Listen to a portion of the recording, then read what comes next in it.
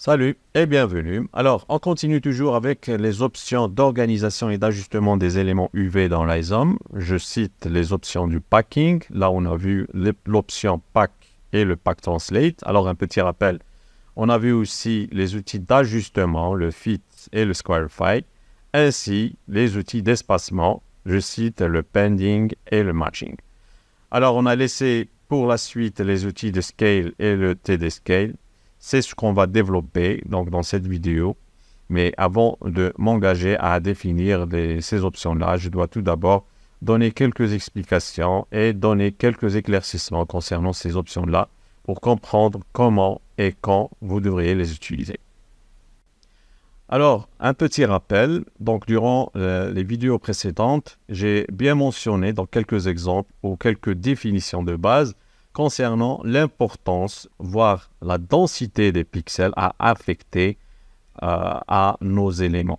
Donc, cette phase-là demande une gestion et cette gestion doit se baser sur quelques règles dont j'ai donné un exemple. Alors, pour illustrer l'exemple, on va imaginer qu'on a reçu un quota de pixels et on doit dispatcher ou plutôt affecter ce nombre de pixels à nos éléments de manière rationnelle.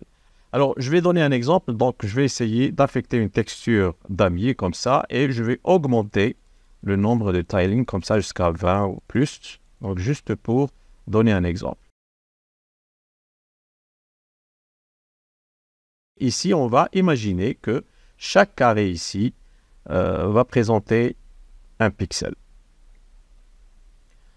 Alors, si on va revenir à la partie 2D et on va choisir cet élément-là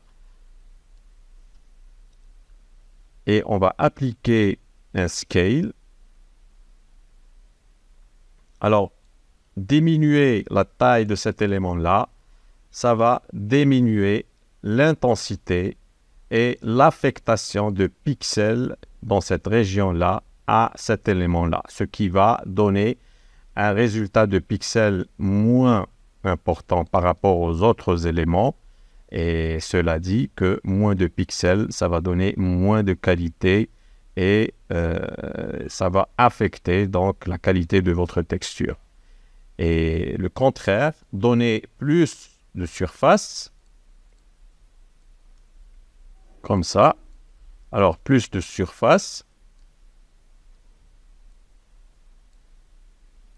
ça va donner plus de pixels, qui veut dire donc une qualité de texture supérieure et on aura donc une qualité bien à exposer.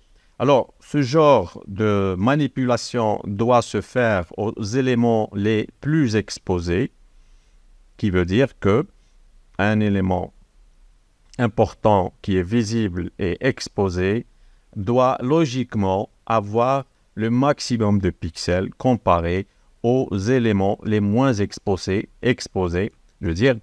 tels que cette partie-là qui est moins exposée et qui mérite une surface moins importante par rapport aux autres éléments. Donc, comme je l'avais déjà expliqué, si on reçoit un nombre de pixels et on doit le partager sur nos éléments de manière intelligente, on doit suivre ce principe-là pour donner priorité aux éléments les plus importants.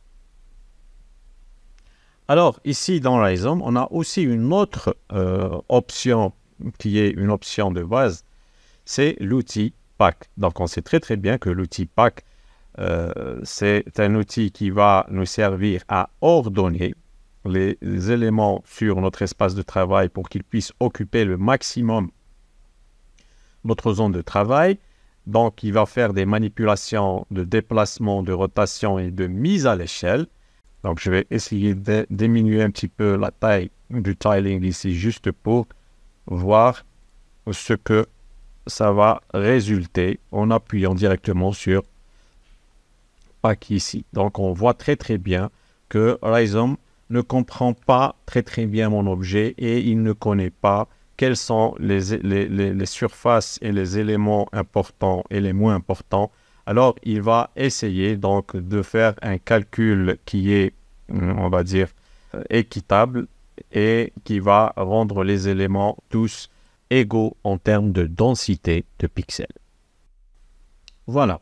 Maintenant, je pense qu'on a compris un petit peu le principe et l'importance de la densité des textures sur les éléments et comment on peut les manipuler donc à travers les outils de transformation de mise à l'échelle pour donc donner une surface plus grande pour les éléments, ou plutôt les surfaces les plus exposées, les plus importants, et aussi pour réduire les autres éléments les moins importants, comme les éléments les moins exposés.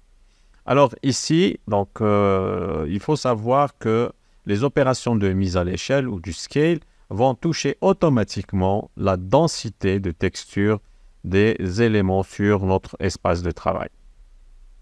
Alors ici, on voit qu'on a des options du scale et ici, on a les options du TD-Scale. Alors, ces options-là sont les mêmes options. Ils vont toucher donc les dimensions de chaque élément pour gérer la densité de texture pour chaque élément. Alors, on a aussi ici donc les options de transformation telles que le scale ici, comme ça. Alors, quelle est la différence entre le scale des outils de transformation, le scale ici et le TD-Scale ici? À la base, toute modification par le biais des options de mise à l'échelle vont toucher automatiquement la densité des pixels sur nos éléments des JVW. Et sur cette base, il faut savoir que ces options-là se diffèrent à la manière dont on va appliquer ces opérations du scale. Donc, en grosso modo, on a une transformation de mise à l'échelle ou de densité de pixels manuelle, donc à vue d'œil.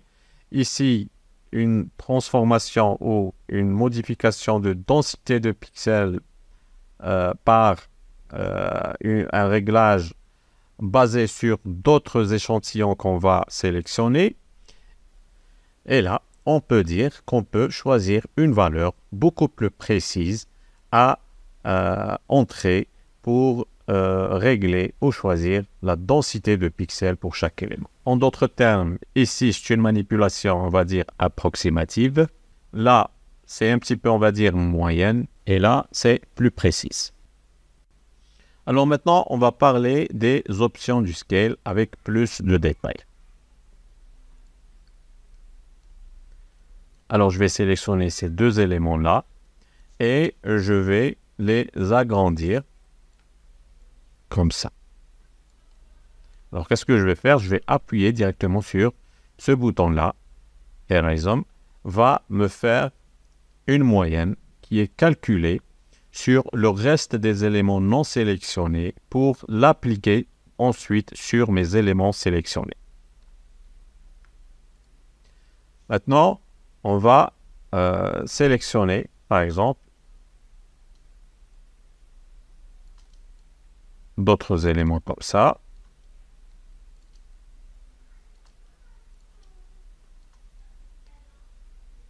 Et qu'est-ce qu'on va faire? On va agrandir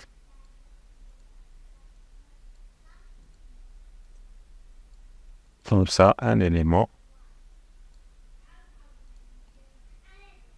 et sélectionner l'ensemble maintenant, l'ensemble de mes éléments et je vais appuyer sur ce bouton-là. Alors, qu'est-ce qu'il va faire?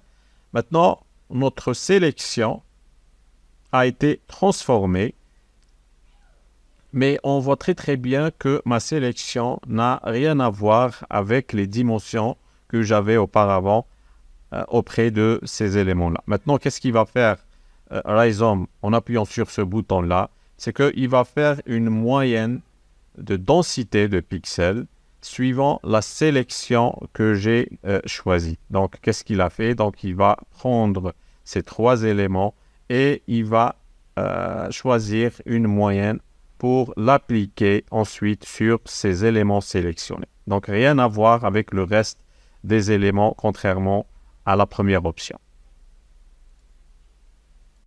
Voilà, donc maintenant, avant de passer à expliquer d'autres outils, je vais ouvrir une petite parenthèse là où je vais expliquer un truc qui est très important ici dans Rhizome, ou même dans une autre application qui fait la même chose. Alors, ça concerne le TD-Scale. Alors, TD-Scale veut dire Texel Density Scale. Alors, Texel Density Scale. C'est quoi Texel? Alors, Texel, c'est l'abréviation entre deux mots, texture plus elements.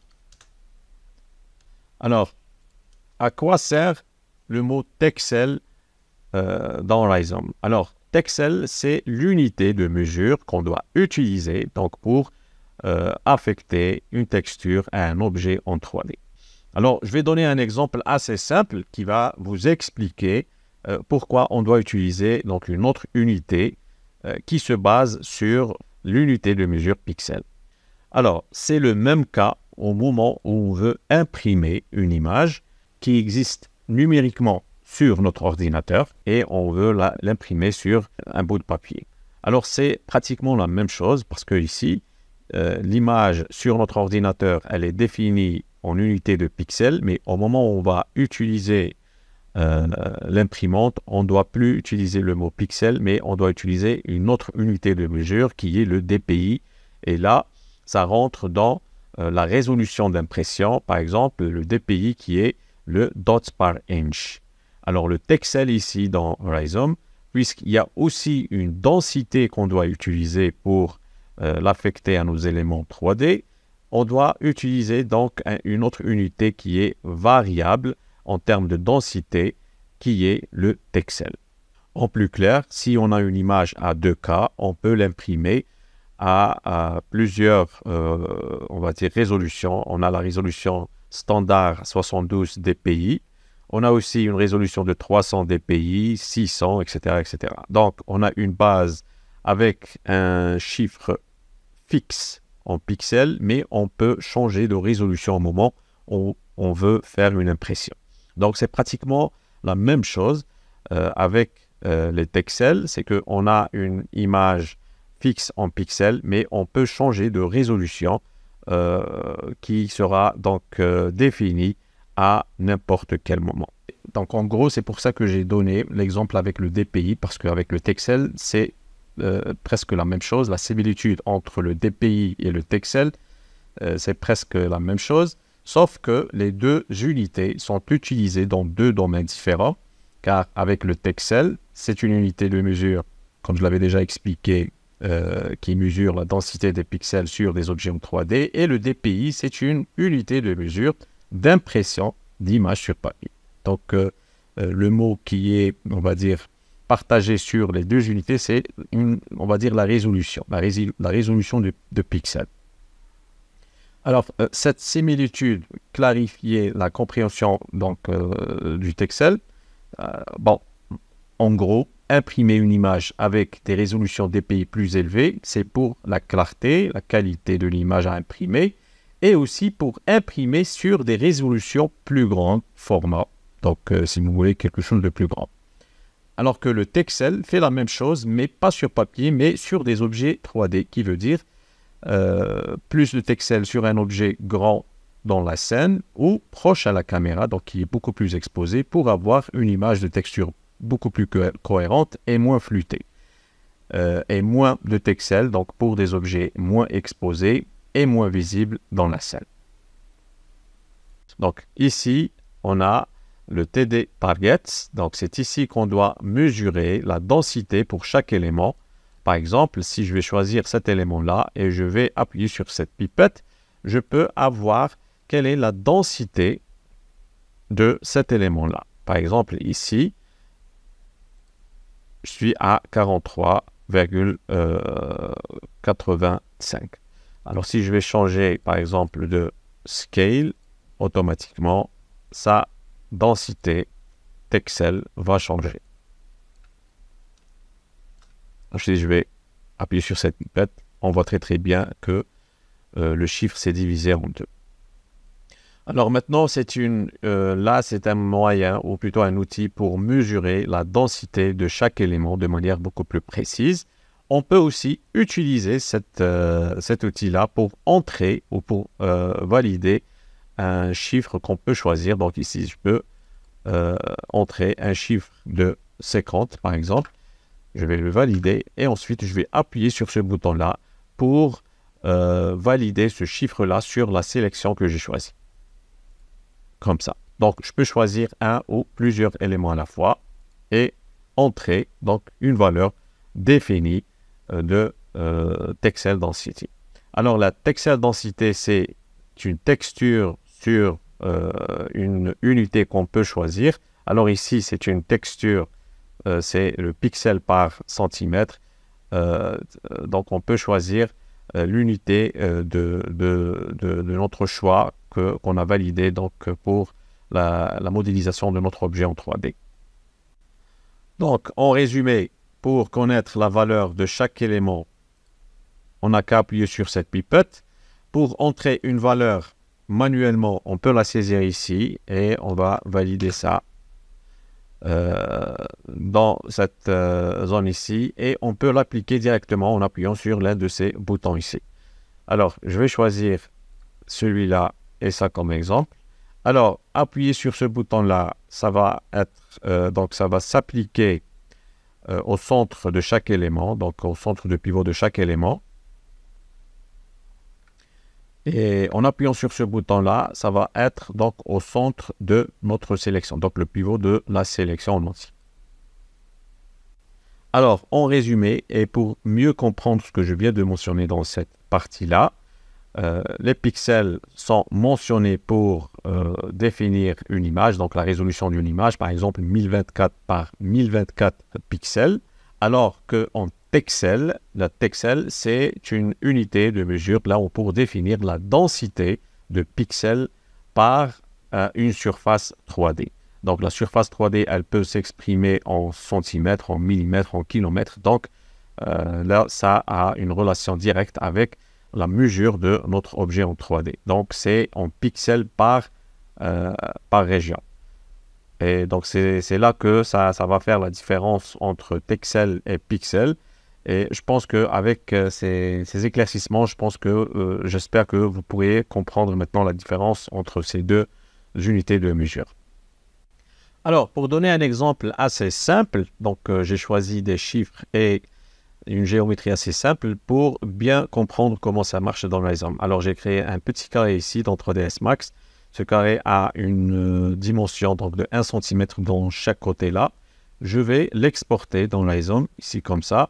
Et je vais appliquer un package. Donc, pour ne pas fausser les calculs, on va donc diminuer les margines ici à 0. Bon, on n'a pas besoin de pending, mais c'est long. On va appliquer ça et on va appliquer un package comme ça. Alors, mes unités de départ dans 3ds Max étaient en centimètres. Alors, on va rester sur ces unités-là. Et maintenant, on va entrer une valeur donc, de texture. Bon, on va rester sur 1000. 1000, ce sera bien pour mieux comprendre comment calculer le Texel donc, ici. Alors, on sait que la formule, elle est donc de diviser le nombre de pixels sur la valeur donc, des dimensions de notre objet là. Alors, ici, on a 1 cm. Lightroom va se contenter donc de calculer la Texel donc ici sur une seule dimension, donc un seul côté. Donc qu'est-ce qu'il va faire? Il va diviser donc 1000 pixels sur 1 cm, ce qui va nous donner donc 1000 texels par hauteur et 1000 texels par largeur. Ce qui va nous donner donc une densité de 1000 texels par centimètre carré.